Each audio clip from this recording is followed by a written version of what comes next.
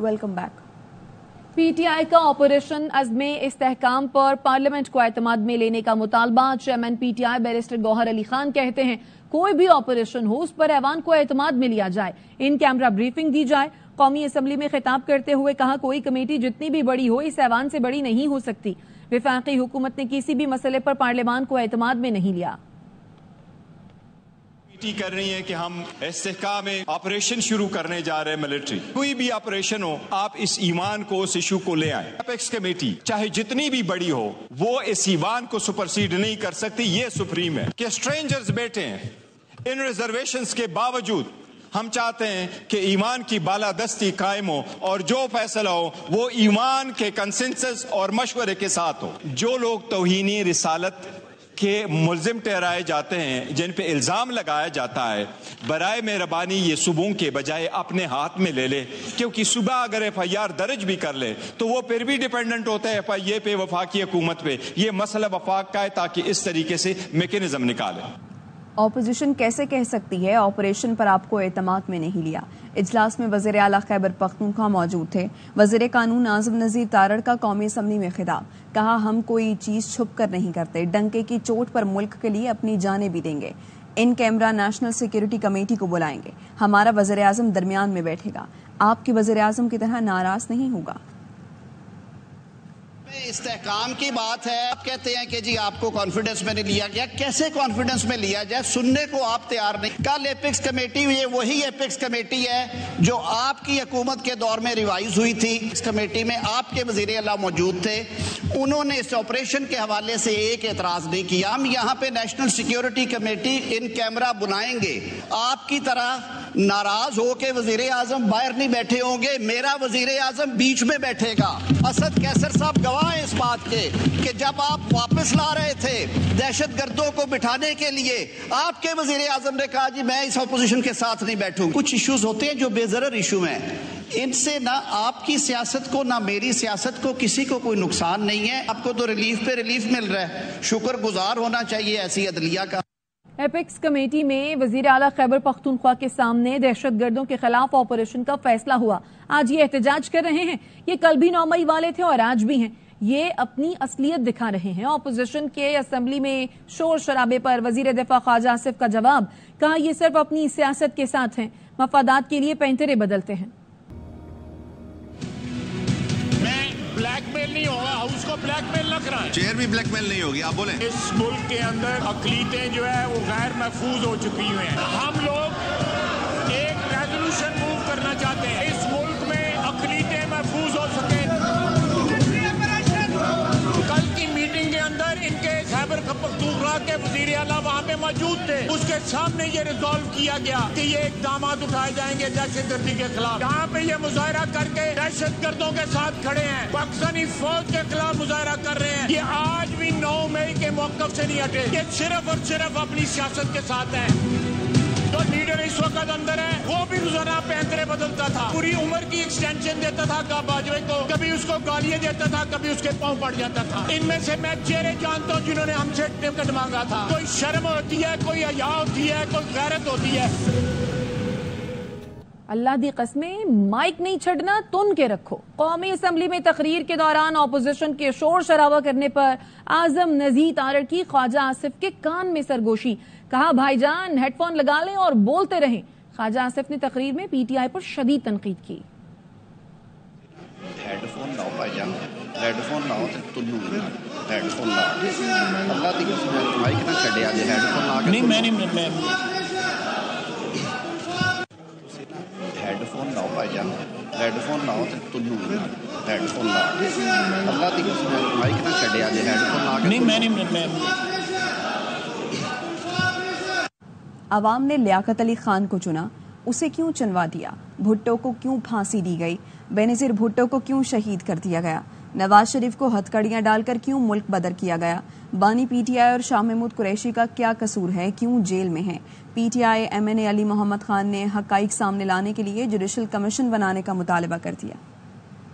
16 जून 1948 कायद ने staff college की speech करते हुए कहा The armed forces are the servants of the people of Pakistan. You do not make national policies. یہ عوام تو چن لیتی ہے. اس عوام نے لیاقت علی خان کو بھی چنا. کیوں اس کو چنا دیا گیا؟ پھانسی چڑھا دیا بھٹو کو.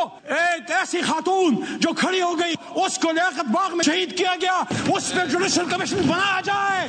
88 میں جب بے نظیر صاحبہ کی حکومت آئی، 90 میں RGI کس نے بنایا؟ نواز شریف کو. کیوں اس کی حکومت ختم کی گئی؟ 99 میں کیوں نواز شریف کو ہتھکڑیاں ڈال کے بھیجا گیا؟ آپ کے سابق وزیر اعظم آپ کو نہیں پسند، 350 دنوں سے جیل میں. شاہ محمود قریشی کا کیا قصور ہے؟ سائفر پہ جوڈیشل کمیشن بنائیں، اور جو بات مسٹر محمد زبیر صاحب نے کی تھی اس پہ بھی کمیشن بنائیں. جاگن والیاں رچ کے لٹے، سوئے تسی بھی ہو تو سوئے اسی بھی ہاں. لالی اکھیں دی بے دستی ہے، روئے تسی بھی ہو تو روئے اسی بھی ہاں. قومی اسمبلی میں وزیر دفاع خواجہ آصف اور PTI رہنما شہریار آفریدی آمنے سامنے. خواجہ آصف نے کہا شہریار آفریدی تو بیرسٹر گوہر، اسد قیصر، عمر ایوب کو 2 نمبر اور کمپرومائزڈ قرار دے چکے ہیں. شہریار آفریدی بولے وزیر دفاع نے بہتان لگایا، جھوٹے پر اللہ کی لعنت. انہوں نے کہا بیرسٹر گوہر میرا chairman, Omar Ayub opposition leader ہے، یہ میری عزت اور گھر کا معاملہ ہے.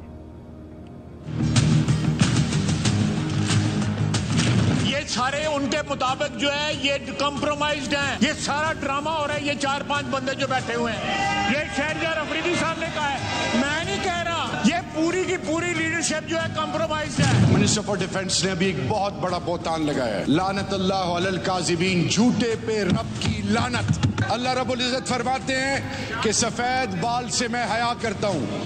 72-74 سال کی عمر میں یہ جس طرح کی باتیں کر رہے، اللہ کا نام لے، یہ ملک آپ کو معاف نہیں کرے گی. شہریار آفریدی صاحب نے کل کہا ہے، انہوں نے اسد قیصر کا، عمر ایوب کا، گور صاحب کا، سب کا نام لے کے کہا ہے کہ یہ 2 نمبر لوگ ہیں. یہ میرا چیئرمین ہے، یہ میرا اپوزیشن لیڈر ہے، یہ میری عزت ہے. میرے گھر کے معاملے میں جانوں. اگر کسی کی خام خیالی ہے کہ PTI کو کسی طریقے سے آپ ڈیمیج کر سکتے ہیں، آپ اتنے ڈیمیج ہو چکے ہیں کہ آپ کی کریڈیبلٹی زیرو ہے. آنا ڈار میری ماں کی خیرت کو سلام ہے. اگر آپ میں ذرا حیا ہوتی آپ یہاں نہ ہوتے. عطا طارڑ قومی اسمبلی میں اظہار خیال کر رہے ہیں. اما بعد فاعوذ باللہ من الشیطان الرجیم بسم اللہ الرحمن الرحیم. جناب اسپیکر، میں بہت شکر گزار ہوں، اور میرا خیال یہ تھا کہ بجٹ سیشن کی کچھ روایات ہیں جو پچھلی کئی دہائیوں سے چلتی آ رہی ہیں کہ اپوزیشن کی طرف سے، جب ہم اپوزیشن میں تھے، پیپلز پارٹی اپوزیشن میں تھی، شیڈو بجٹ پیش کیا جاتا تھا. اس کا مقصد کیا تھا شیڈو بجٹ کا؟ اور شیڈو بجٹ ہوتا کیا ہے؟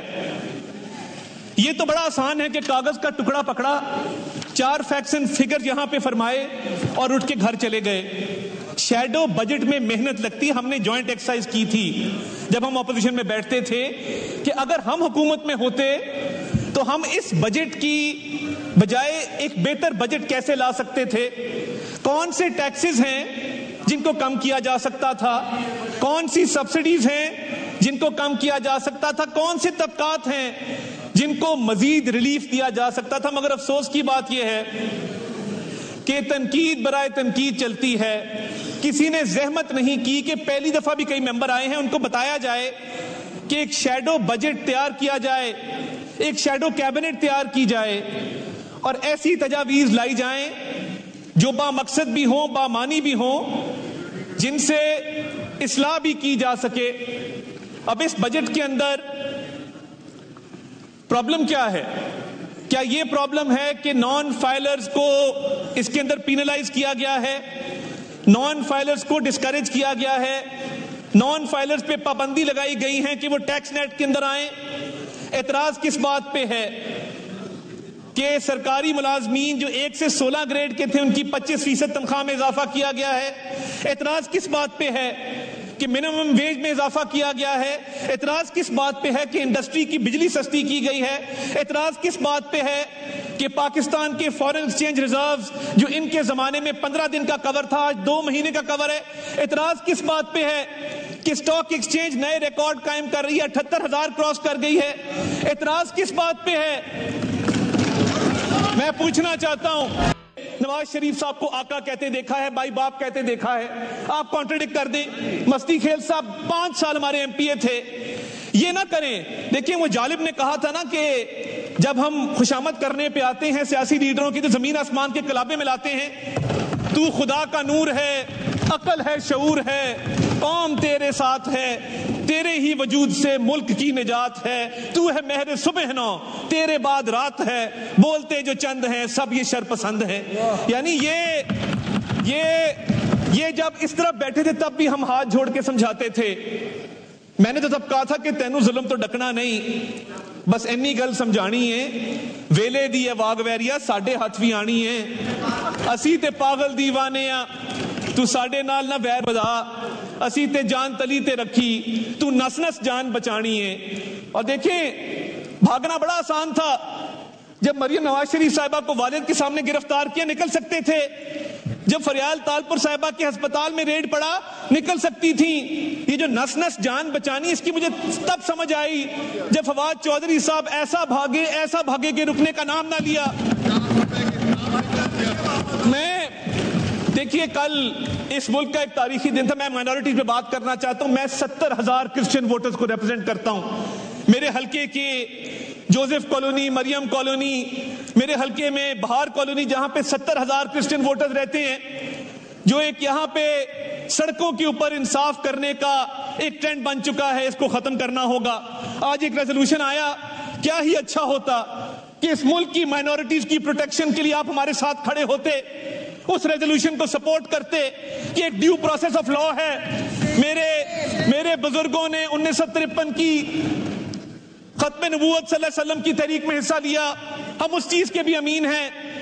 مگر کیا یہ انصاف ہے کہ کسی پہ الزام لگاؤ سرے راہ اس کو قتل کر دیا جائے, نہ مقدمہ قائم کیا جائے, نہ عدالت میں ثبوت پیش کیے جائیں؟ مائنورٹیز کدھر جائیں گی؟ کل ہم ایک چرچ کے اندر ہارون ولیم نامی پاک فوج کے ایک سپاہی کا آخری رسومات میں ہم شامل ہو کے آئے ہیں. وہ جو یار جنازے کی بات کرو, خدا کا خوف کریں گے تھوڑا سا.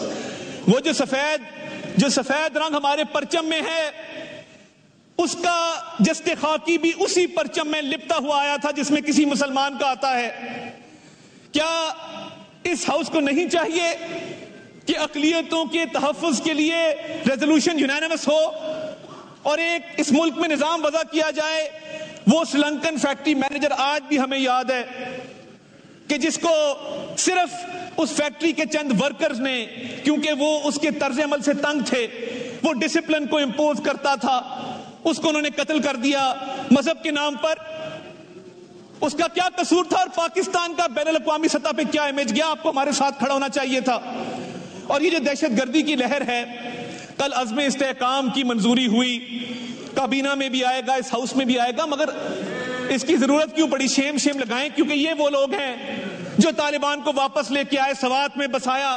کے پی کے ساؤتھ کے ڈسٹرکٹس آج جانے کے قابل نہیں ہیں, نو گو ایریاز ہیں. صبح کسی اور کی حکومت ہوتی ہے, شام کو کسی اور کی حکومت ہوتی ہے. جا کے دیکھیں کے پی کے اندر, آپ کا تو اپنا وہ صوبہ ہے. ان طالبان کو کون واپس لے کے آیا تھا اور کیا کہہ کے واپس لے کے آیا تھا؟ گڈ طالبان کی, بیڈ طالبان کی بحث اس ملک میں کس نے شروع کی تھی؟ بتایا جائے. ہم نے 2014 میں نیشنل ایکشن پلان آیا, ہم نے اس پہ عمل درآمد کے لیے لاؤڈ سپیکر کے حوالے سے, وال چاکنگ کے حوالے سے, ہیٹ سپیچ کے حوالے سے اپنا کردار ادا کیا. مگر پھر ایک حکومت آئی جس نے بتایا کہ تفریق ہے, ایک گڈ طالبان ہے, ایک بیڈ طالبان ہے. مگر جب کسی پاکستانی فوجی کے, سپاہی کے, پولیس والے کے, رینجرز کے, سویلین کے سینے پہ گولی لگتی ہے تو وہ گولی پہ یہ نہیں لکھا ہوتا کہ یہ گڈ طالبان کی گولی ہے یا بیڈ طالبان کی گولی ہے. جب یہ میتیں گھر میں آتی ہیں تو جو کوہرام مچتا ہے اس کا اندازہ نہیں لگایا جا سکتا. جناب اسپیکر, کچھ فیصلہ تو ہو کدھر جانا چاہیے, کچھ فیصلہ تو ہو کدھر جانا چاہیے. پانی کو تو اب سر سے گزر جانا چاہیے. ہر بار ایڑیوں پر گرا ہے میرا لہو, مقتل میں اب بطرز دیگر جانا چاہیے. وہ چل سکیں گے کیا جن کا فقط مسئلہ یہ ہے کہ جانے سے پہلے رخت سفر جانا چاہیے؟ وہ چل سکیں گے کیا جن کا فقط مسئلہ یہ ہے کہ جانے سے پہلے رخت سفر جانا چاہیے؟ اور تہمت لگا کے ماں پہ جو دشمن سے داد لے ایسے سخن فروش کو مر جانا چاہیے. جناب اسپیکر، یہ نہ شیڈو بجٹ پیش کیا گیا. میں آج بھی ملتمس ہوں، بڑے بڑے تجربے کار لوگ بیٹھے، علی محمد خان صاحب بیٹھتے ہیں، اس روایات کو جانتے ہیں اس ہاؤس کی. آج بھی شیڈو بجٹ لے کے آئیں، آج بھی ہماری اصلاح کریں. ہم بیٹھنے کو تیار ہیں، ہم بات کرنے کو تیار ہیں. آپ کی اچھی تجاویز ہوں گی، اس فریم ورک کے اندر رہتے ہوئے اس بجٹ کو امپروو کرنے کو تیار ہیں. مگر آپ نہ بجٹ پہ بات کرتے ہیں. اور دیکھیں جو ثناء اللہ مستی خیل نے کل کیا، میں نے آپ کو بتایا، میں نے اپنی آنکھوں سے دیکھا ہے. نواز شریف کو وہ مائی باپ کہتے تھے، آقا کہتے تھے، مائی لیڈر. ہم تو لیڈر کے سامنے کھڑے ہوتے ہیں، کو اللہ تعالیٰ نے توقیر بھی دی ہے. یوں کھڑے ہو کے، یوں ہاتھ باندھ کے کھڑے ہو کے مائی لیڈر کہتے. میں نے خود دیکھا ہے ثناء اللہ مستی خیل کو. اور دو لوگ یہ تو بڑے، ان میں پھر بھی بڑے ہمت حوصلے والے لوگ بیٹھے ہیں. اس میں پھر بھی بڑے ہمت حوصلے والے لوگ بیٹھے ہیں. دو بغل بچوں کا میں ذکر کرنا چاہوں گا. ملک سے بھاگے ہوئے ہیں. ایک امریکہ بیٹھا ہے، ایک اسپین بیٹھا ہے. اسی ہاؤس میں بطور ایڈوائزر بیٹھتے تھے. میں تب کہتا تھا کہ انہوں نے بھاگنا ہے. آپ لوگ ادھر ہی بیٹھے ہوں گے، یہ بھاگ جائیں گے. وہ تب بھی اپنے لیڈر کی شان میں زمین آسمان کے کلابے ملاتے تھے. میری گزارش یہ ہے کہ اس ہاؤس کی روایات کو اتنا میلا نہ کیا جائے، کیونکہ ادھر بیٹھنے کے دو کرائیٹیریاز ہیں. ایک تو زبان کی غلاظت میں کثرت ہو، اور دوسرا جھوٹ بولنا آتا ہو اور بار بار آتا ہو. اس کے علاوہ تیسرا کرائیٹیریا نہیں ہے. تو میں بڑے ادب سے میں آپ سے گزارش یہ کروں گا کہ یہ جو دہشت گردی کی جنگ ہے، اس میں ہمیں متحد ہونا ہے. وہ اس سائیڈ پہ بیٹھے ہوں، اس سائیڈ پہ بیٹھے ہوں، عزم استحکام کے حوالے سے ہمیں اس ملک کو سیکیور بنانا ہے. اور دیکھیے، چائنیز ڈیلیگیشن یہاں پہ آیا، اس کے آنے سے پہلے جو پروپیگنڈا یہاں پہ کیا گیا، خدا را آپ میرے پہ تنقید کریں، میری سیاسی قیادت پہ کریں، میری سیاسی پارٹی پہ کریں. جب پاکستان کا کوئی دوست ملک پاکستان سے تجارت بڑھانا چاہتا ہے، پاکستان کے ساتھ وہ پاکستان میں سرمایہ کاری کرنا چاہتا ہے، وہ آپ کے بھی اتنا ہی فائدے میں جتنا ہمارے فائدے میں. ابھی نثار احمد جٹ صاحب یہاں پہ بات کر رہے تھے، ہمارے پرانے دوست ہیں، تو اسپتالوں کی ذکر کر رہے تھے. کاش آپ کی پنجاب حکومت نے پنجاب کڈنی لیور انسٹیٹیوٹ بند نہ کیا ہوتا. آپ جا کے دیکھیے، ایسا ہسپتال پورے پاکستان میں آپ کو نہیں ملے گا. آج بھی راولپنڈی انسٹیٹیوٹ آف کارڈیالوجی میں پورے KPK کے پیشنٹس آتے ہیں، انہیں ہم ویلکم کرتے ہیں. آج بھی مظفر گڑھ میں رجب طیب اردگان اسپتال چل رہا ہے. ہمارے چلڈرن ہاسپٹل، ہمارے یورولوجی انسٹیٹیوٹس ایسے پورے پاکستان میں کہیں نہیں ہیں. مگر آپ کو نظر نہیں آتا کہ الحمدللہ 80% پیشنٹس KPK سے آتے ہیں کارڈیالوجی میں چلڈرن ہاسپٹل کے اندر، اور کوئی تفریق نہیں کی جاتی. آپ نے KPK میں کتنے اسپتال بنائے ہیں آپ بتا دیں. آپ کی جب حکومت تھی، آپ نے پنجاب میں اسپتال بند کرنے کے علاوہ کچھ نہیں کیا. تو اس ملک کی خاطر کم از کم دہشت گردی کی اس جنگ میں، دہشت گردی کے خاتمے کے لیے کوئی گڈ طالبان بیڈ طالبان نہیں ہے. اور میں سمجھتا ہوں کہ اس کے لیے خون بھی دینا پڑے، اس کے لیے جان بھی قربان کرنی پڑے. اس ملک کو آمین، اس ملک کو انشاءاللہ تعالی ہمیں سیکیور بنانا ہے، انویسٹمنٹ کے لیے، ٹریڈ کے لیے. اور دیکھیے، میں یہ طالبان کے حق میں نعرے لگ رہے ہیں، اسی ہاؤس میں سے لگ رہے ہیں. اور لگاؤ. یہ طالبان کے حق میں اس ہاؤس میں پہلی بار نعرے لگے ہیں کہ یہ نہیں چاہتے کہ طالبان کے خلاف اس ملک میں آپریشن ہو. اور عزم استحکام ایک پوری کیمپین کا نام ہے. تو میں جناب ڈپٹی اسپیکر، یہی میرے نکات تھے. میں چاہتا تھا کہ ان کو بھی تھوڑا سا آگاہی دی جائے کہ جن چیزوں کے اوپر ہم مل بیٹھ سکتے ہیں، دہشت گردی کی جنگ ہو، شیڈو بجٹ کے حوالے سے ہو، تو کائنڈلی یہاں سے گالم گلوچ نہ کریں، یہاں سے صرف اپنے لیڈر کی خوشامد نہ کریں، کوئی ایسی تجاویز لے کے آئیں جس پہ ہم عمل درآمد کر سکیں. میں بڑا شکر گزار ہوں، آپ نے موقع دیا. اور میں چاہتا ہوں کہ اگر ابھی بھی ان کے پاس بجٹ کے حوالے سے کوئی تجاویز ہیں تو ان کو شامل بھی کیا جائے گا, بات چیت بھی کی جائے گی, مگر یہاں پہ میں سمجھتا تھا قابلیت کا فقدان ہے, ادھر نیت کا بھی فقدان ہے. نہ قابلیت ہے, نہ نیت ہے, نہ یہ کچھ کرنا چاہتے ہیں, یہ صرف انتشار پھیلانا چاہتے ہیں, اور یہ چاہتے ہیں کہ پاکستان غیر مستحکم ہو, اور ہم عزم استحکام پہ عمل پیرا ہوں گے اور اس پاکستان کو عظیم بنائیں گے انشاءاللہ تعالی.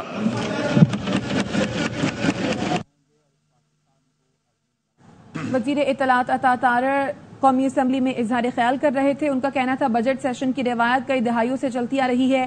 شیڈو بجٹ میں بہت محنت لگتی ہے. افسوس کی بات ہے کہ تنقید برائے تنقید چلتی ہے.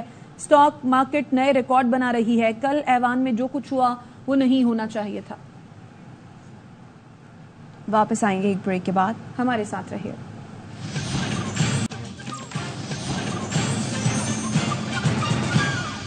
Welcome back. آصفہ بھٹو زرداری کا قومی اسمبلی میں خطاب. وفاقی بجٹ مسترد کر دیا. کہا ملک میں تاریخی مہنگائی, بے روزگاری اور غربت ہے. اس قیامت خیز گرمی میں 15 سے 20 گھنٹے کی لوڈ شیڈنگ عذاب ہے. بجٹ کی ترجیحات میں کسان, عام آدمی کو ریلیف فراہم ہونا چاہیے تھا. is facing unprecedented unemployment, inflation, poverty. Do you think this is the budget that the people of Pakistan deserve? We have to find a way to give relief to the people who are suffering 15 hours a day without electricity in this sweltering heat. Garmi ki shiddat mein 15 se 20 ghante ke load shedding azab hai, Mr. Speaker. اور chairman Peoples Party Bilawal Bhutto Zardari کی budget تقریر کی تیاری. بلاول بھٹو کل قومی assembly میں budget اجلاس سے خطاب کریں گے. جہانگیر خان سے مزید تفصیلات جانتے ہیں. بتائیے جہانگیر.